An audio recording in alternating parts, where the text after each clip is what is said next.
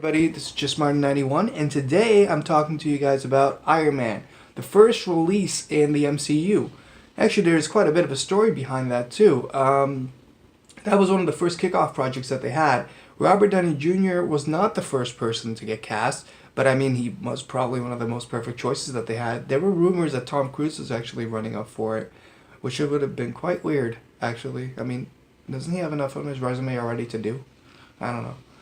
I love Robert Downey Jr.'s performance and basically his version of this character. I don't think they could have went any other way. And honestly, if they ever do recast this guy, or if they ever have to have him in another movie and Robert Downey Jr. is not available to do it, I don't know what's going to happen. Yeah, I don't know what happens in Endgame, but there are a lot of time jumps in this, in this franchise, so we don't know what's going to happen. So honestly, it may not be the last time we see any of these guys. We don't know. That's the beauty of it. We don't know. Anyway, Robert Downey Jr. has been in this role for 11 years. And when he got brought on, the script, I'm not even going to say script, because there was no real script. There was an outline of how the scenes were mapped out. And most of the editing process and how they were building up the character by the time Robert Downey Jr. was basically hired was kind of mapped out after his persona, his character. So basically that's why he got chosen, because Jon Favreau saw Tony Stark in Robert Downey Jr. so much that he basically just had to go with him.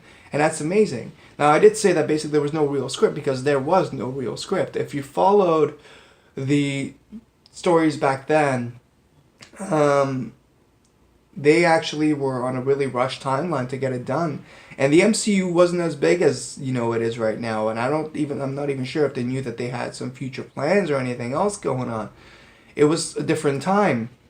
It was at the same time as the Writers Guild and strikes and all that was going down. A lot of projects got affected by that.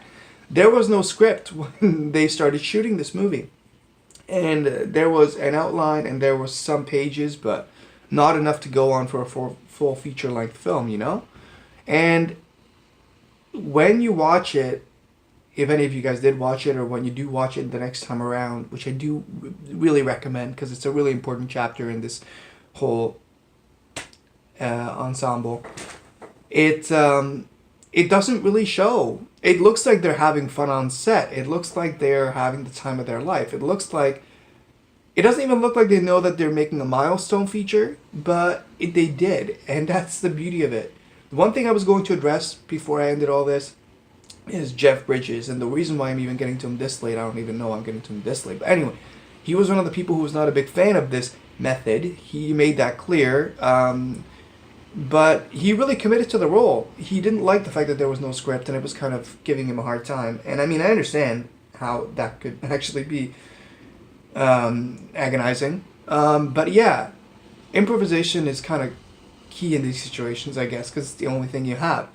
At the end of the day, he is one of my favorite portrayals of any villain in the MCU up until Thanos. And I think a lot of MCU fans agree with me on that. The biggest weakness that the MCU has had for a very long time was the villains. And not because they weren't good enough, it's just like they didn't have enough motive, or they weren't relatable, they weren't reasonable, they were just, big bads because they were big bads, and they just didn't know when to stop, and they just doomed themselves and all that. And I mean, like, he has essences of that, but we really kind of understand where he's trying to, like, he has a story arc of his own, kind of, in the back seat, which makes him understandable, which makes him semi-relatable, I guess. Even if not to us, we may know someone who falls under a certain criteria. That the best thing under these characters is when we can actually understand them and pull from it, and actually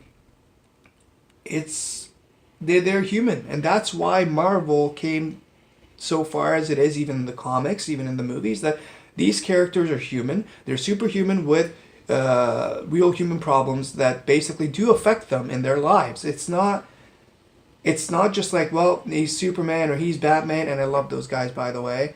But basically, their superhumanness basically just overrules everything else, and you just don't see anything else.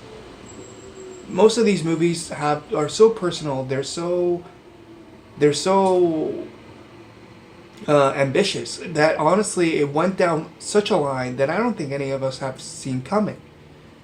Anyways, guys, I think I've talked about this one enough.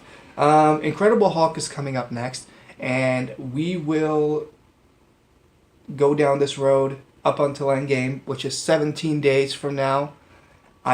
Cannot be any happier that I'm doing the marathon, that I'm finally doing these streams. I was planning on doing this quite a few times and I never really got to it.